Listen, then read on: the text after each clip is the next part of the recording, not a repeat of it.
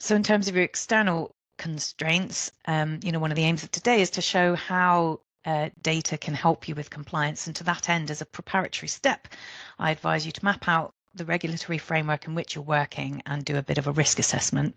You can determine exactly what you use as criteria to rate by, but essentially you're trying to gauge to what extent you feel the organization can evidence compliance.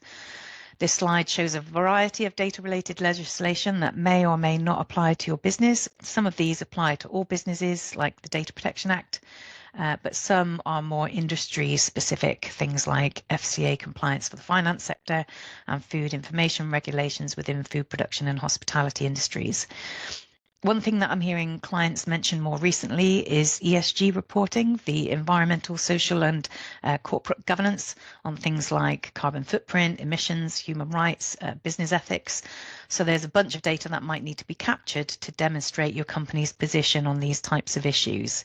And understanding what data quality is required for all of these things and what data capture requirements are, it's not one of the most riveting tasks, but it will help the execs sleep more soundly and massively reduce your risk exposure for your company.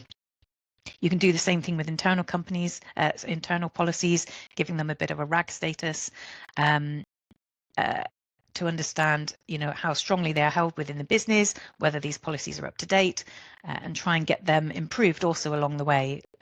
It's that old adage of a rising tide lifts all ships.